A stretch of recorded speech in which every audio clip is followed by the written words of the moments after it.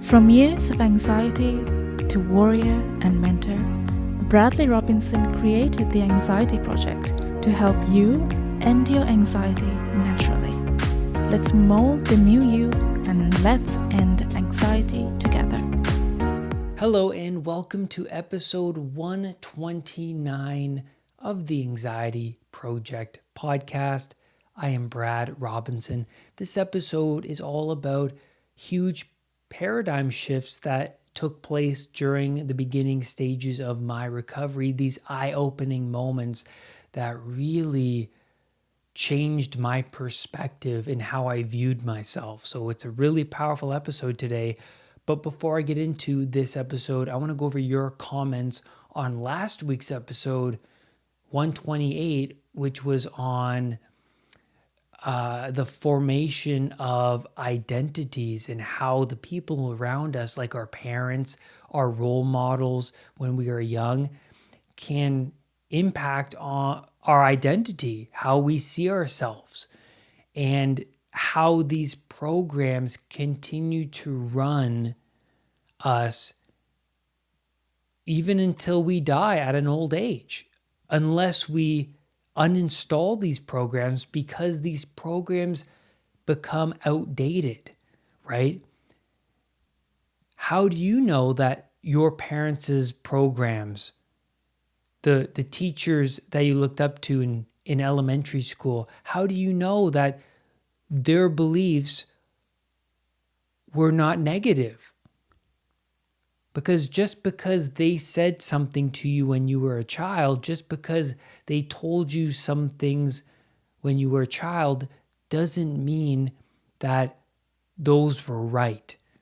So when we get older in life, it's important to venture off into the unknown and to explore new ideas and to open up your perspective. And this episode is a great one to follow up on last week's episode, because this episode I'm talking about that change in perspective, that paradigm shift, the moment when things started to change for me, the moments that really opened my eyes to how I was acting in the past, how I was behaving in the past, that I didn't even know I was doing. I didn't even know these behaviors were increasing my anxiety and also increasing my dependency. So Murphy M leaves a comment saying, I really connected with this episode because not until recently I noticed I was continuing to replay the same beliefs and ideas I had since I was a young boy. Thanks for this. Thank you, Murphy, for your comment. You're going to relate a lot to this episode because I talk about how I noticed certain actions that I was doing every day that was contributing to my dependent personality and my anxious identity. So you're going to relate to this episode. Isabel Blake says, I'm grateful I found a podcast that really speaks my language. Thank you, Isabel, for your comment. Shamza B says, you see it all the time. People in their 50s or 60s who still run these programs from when they were young. I tend to repel from them, even unconsciously. Like you say, these programs need to be uninstalled. Beautifully put, Shamsa. Thank you for your comment. Let's get into this episode. These eye-opening moments that I experienced during my recovery. The first one was I was doing things every day that contributed to my anxious identity. And so I was doing things like leaving get-togethers early, avoiding work, giving one-word answers during conversations because I was so hyper-focused on my internal world, going to the bathroom every 30 minutes because I believed I was flushing toxins from my body because of how much water I was drinking, right? I was drinking a lot of water because I believed I was flushing toxins out of my body.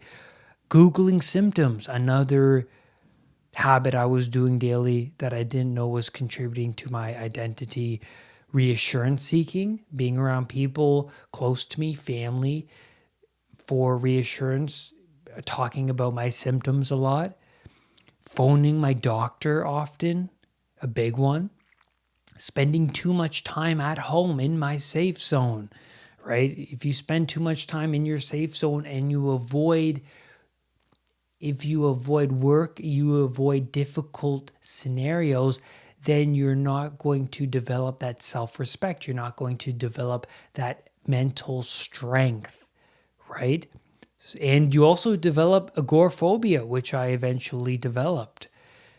Also, touching parts of my body constantly. These were all habits that I had no idea I was doing daily. And well, the question really is, how did I figure out I was doing these habits?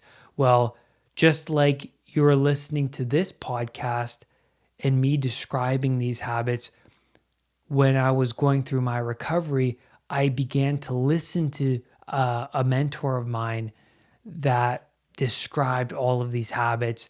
And I was immediately like, whoa, I'm doing all of these things. This person is me. This person is doing all of these things that I do. Oh my God. And so I asked myself, these habits keep my anxiety alive? And when I found out these habits are a sign that I have anxiety, I experienced this huge paradigm shift, a change in perspective, seeing another side to the coin. And I wasn't in so much chaos anymore. I was finding answers to what has been going on for such a long time, this confusion.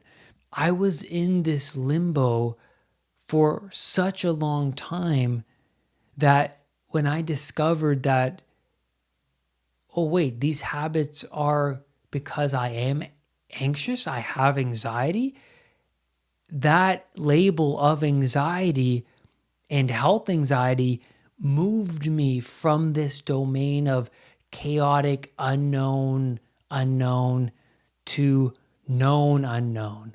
And what that means is before, when I was suffering from health anxiety, I didn't know that what this symptom meant. I didn't know what these sensations meant. And I didn't know that these sensations and symptoms were because I had anxiety. And so the known unknown is, oh, it's anxiety. So it's known. It's a label of anxiety, but it's also unknown because I didn't know much about anxiety, right? So anxiety is still unknown to me, but at least it's some known territory. And that meant I had some control now because, well, I started to feel like because I was doing these habits that negatively impacted my mental health, I have the power now to change those habits and thus improve my anxiety and get to a better place in my life, to get to a place where my mentors were, right? The second eye-opening moment was this sensation is not a fatal disease, but caused by the anxiety response. That was a big one because each strange sensation sent me more into panic mode, and each sensation led to catastrophic thoughts, cancer, disease, and definitely Dr. Google didn't help with that at all. So when in fight, flight, or freeze response, a wide range of strange feelings comes about inevitably. Body pains, body zaps, racing heartbeat, shallow breathing, lightheadedness, shallow depth of field, constant urination, brain fog, nausea, upset digestion. So many different sensations come about. Well, the question is why? Well, a huge realization for me was that the amygdala, the part of the brain that initiates the fight, flight, or freeze response, it takes over all other brain processes. Why? Well, to respond to danger without any cortical thinking. It needs to operate so quick so that we don't get bit by that snake. By the time you think about jumping back from the snake, you would have already been bit. So when the amygdala takes over, you feel out of control. And this was something I experienced all the time. You feel like a robot. I felt like I couldn't control my thoughts or my body movements, or I couldn't get a grip over reality. And that was depersonalization, feeling outside of yourself. And one of the symptoms of depersonalization is when you're walking, you don't feel like you're in control of your legs. And also the world seems like it's tilting underneath your feet and that you're losing balance, right? And so when the amygdala takes over, you're in stress mode, right? And for those sensations and symptoms, the reason for those is because of all of the cortisol and adrenaline running through your body because of the anxiety response. When your body is in threat detection mode, it needs to pump more oxygen to the parts of your body that respond to threat. Just like your heart, right? Your body needs to pump more blood to the parts that are responding to the danger. So you're feeling the hyperventilation, the shallow depth, the shallow breathing because of that oxygen pumping because of your lungs pumping that oxygen to the parts of your body that need to respond to the threat. And your heart is working the same way. Your heart is pumping more blood to your limbs because if you need to fight this threat, it needs you to have that blood at your limbs, or to run away from that threat, you need that more blood to run to your legs to run out of there. So your heart is beating faster. And so that's why it can be overwhelming for an anxiety sufferer or health anxiety sufferer to respond to their heartbeat as having a heart attack or their chest pains as a heart attack. But underneath the surface, what your body's doing is it's responding to a perceived danger. Your body's just working like it's been working for the hundreds of thousands of years that this anxiety response has been there for us, right? We've been evolving this anxiety response for all of that time. And so it's so evolved that it's unconscious, that it just operates at an unconscious level. And so when you are in this anxiety response, your digestion becomes compromised and less active. Well, why? Because, well, you're worrying about this threat. There's no need to worry about food at this time. You're responding to a perceived danger. That's more important. So if somebody's suffering from anxiety 24/7, then they won't have as much of an appetite. And that was the same for me. I always struggled to get food down when I was in anxiety mode. And so when you are in this response, your body is burning up resources like crazy. So imagine that you constantly leave your phone on charge. What happens? The battery wears out faster. It doesn't hold charge as well as it used to. And then you may even contract an actual physical illness because of how weak your immune system has become. Because now the battery that is your body has become compromised, right? Your immune system has become compromised because your body's burning up resources like crazy. The third realization that I experienced was just because I think something doesn't mean it's true and it's who I am. So I want to talk about the shadow here for a moment. Now, Carl Jung talks about the shadow, and it's the part of us, and it's part of every single human being on this planet, and it stems all the way up from hell into us, right? So it is the deep, dark parts of ourselves that we really don't want to confront or we don't want to realize is there. And Russell Brand talks about this at one point on his podcast. He says something about if you are aware of these negative thoughts, then that means you're more in tune with your shadow. So if you're holding a baby, for example, say it's your son, your daughter, your nephew, whoever it is, you're holding a baby and you think about throwing the baby onto the ground, dropping the baby. It doesn't mean that you're a bad person. It doesn't mean that you're unique and those thoughts are only yours. What it means is you're aware of the shadow parts of yourself and you're not going to throw the baby because of how aware you are.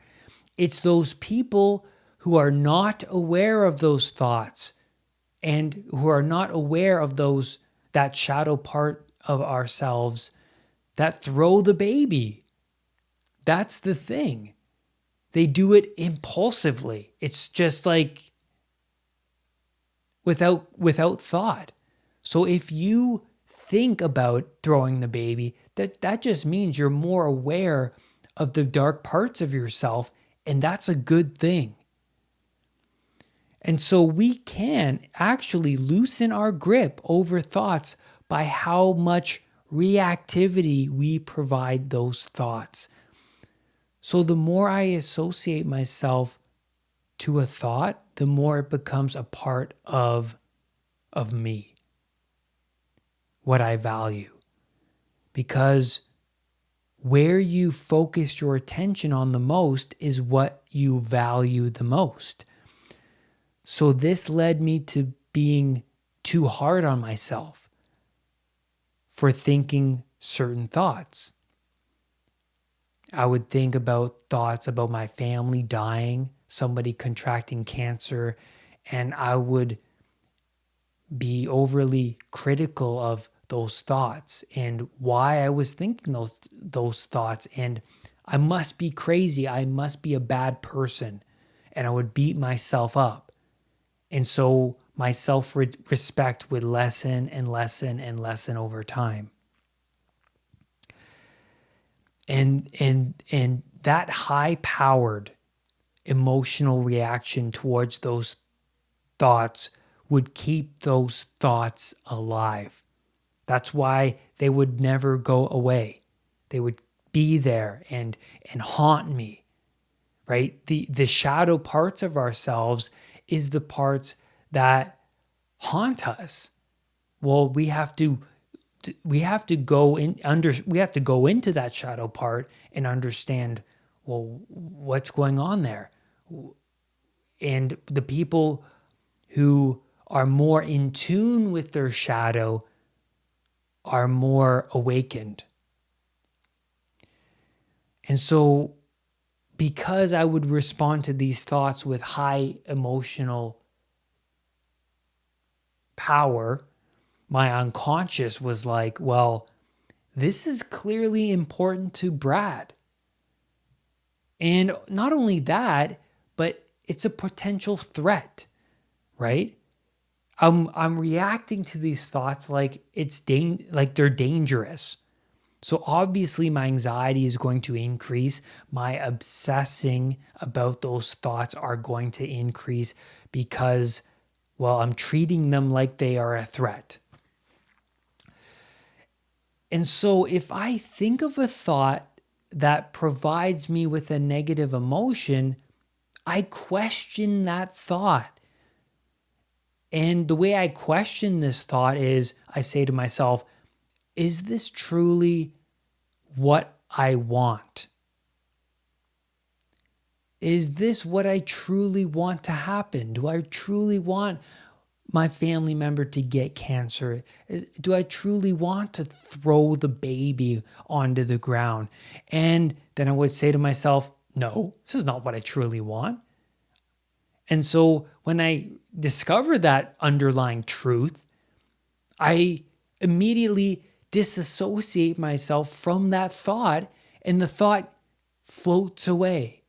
It's absolutely unbelievable. It's so powerful. So when you get that negative automatic thought, I want you to use your critical thinking, and I want you to say to yourself, is this truly what I want to happen? Is this what I truly want? And you'll discover the underlying truth emerge. No, this is not what I truly want. These negative thoughts will never leave for good. They will always come, no matter how spiritual you are, how awakened you are. Doesn't matter if you are the most spiritual guru on this planet, these negative thoughts will come. But it's how you react to them that determine how long they linger. So be aware of them and remember to not attach a label to them. So now when I get a negative thought, I am aware that it's just my shadow making itself known. It's just the dark parts of myself that are making themselves known. I'm aware of it. I don't emotionally react to them.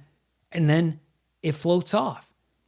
And for the rest of the day, I don't think about the thought anymore. But before, when I would emotionally react to that thought, it would be there all day, most of the day. But now it would come up once. I would be aware, oh, it's the shadow part of myself. Hey, I'm aware of the thought. That's not who I am. That's not what I feel. And the thought floats away. And the thought doesn't survive long. And that's where I'm going to leave you on today's podcast episode. Thank you so much for being here with me today. Remember that I have an anxiety recovery program on my website at unpluganxiety.com. It's a CBT, cognitive behavioral therapy, and NLP, neuro-linguistic programming based program that helps add that structure to the chaos anxiety sufferers find themselves in. So be sure to check out the details of this program at unpluganxiety.com. And remember, do not let anxiety define who you are. I will see you on the next podcast or video. Bye for now. Brad's powerful anxiety recovery program is now available at unpluganxiety.com. The Anxiety Project program is downloadable and puts the power of anxiety recovery in your own hands. Visit unpluganxiety.com for more details. Recovery starts now.